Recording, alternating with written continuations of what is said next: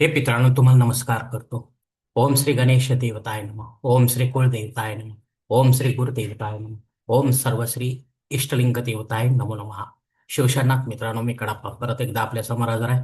माझ्या धर्मकरम चॅनलमध्ये आपले सहर्ष स्वागत करीत आहे. मित्रांनो, पंचांग आजचे आता आपल्या समोर सादर करीत आहे.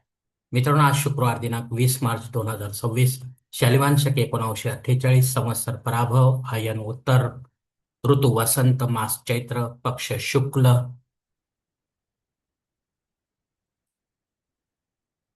तिथी मित्रांनो आजची द्वितीया तिथी आहे. उत्तर रात्री 2 वाजून 31 मिनिटांनंतर तृतीया तिथीला सुरुवात होईल. वार शुक्रवार आहे. नक्षत्र मित्रांनो आजचे रेवती नक्षत्र आहे. उत्तर रात्री 2 वाजून 28 मिनिटांनंतर अश्विनी नक्षत्राला सुरुवात होईल. योग मित्रांनो ब्रह्मा योग आहे. रात्री 10 वाजून 15 मिनिटांनंतर ऐंद्र योगाला सुरुवात होईल. करण मित्रांनो बालवकरण आहे. दुपारी 3 वाजून 44 मिनिटांनंतर कौलव करणाला सुरुवात होईल आणि उत्तर रात्री 2 वाजून 31 मिनिटांनंतर तैतील करणाला सुरुवात होईल. मित्रांनो, राशी बदल नाही. मित्रांनो,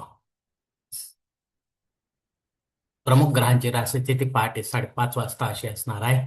सूर्य, चंद्र आणि शनिदेव मीन राशीत असतील, तर गुरु मिथुन राशीत असणार आहे. मित्रांनो, सध्या चंद्र राशीनुसार कुंभ, मीन व मेष या 3 राशींना साडेसाती सुरू आहे.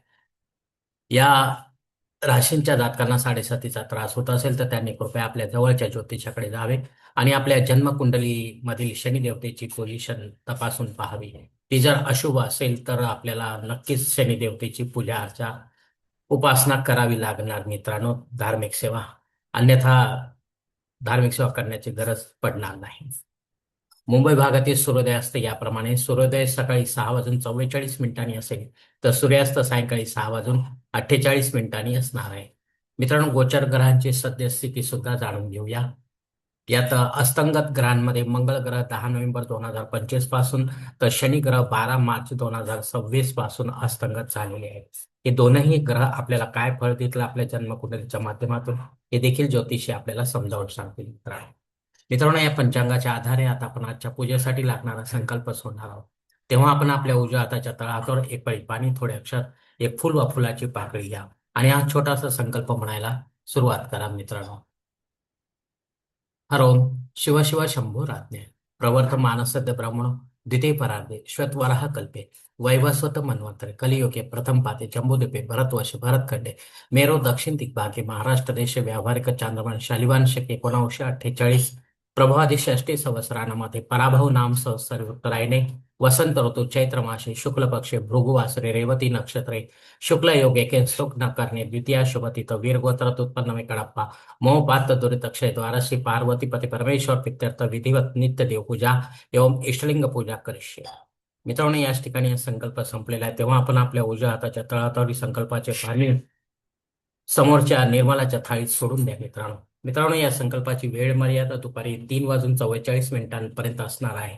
या वेळेनंतरही आपल्याला संकल्प सोडायचा असेल कुठल्याही धार्मिक विधीच्या संपन्नतेसाठी, तर कृपा करून आपण वरील बदललेल्या पंचांगाचा आधार घ्यायचा, नवीन संकल्प तयार करायचा. त्या संकल्पात आपण करत असलेल्या धार्मिक विधीचा उल्लेख अवश्य करायचा. तेव्हाच आपली धार्मिक सेवा संबंधित देवतांपर्यंत पोहोचेल आणि त्यांचे आशीर्वाद आपल्यापर्यंत पोहोचतील. आपले जीवन अधिक सुखमय बनेल.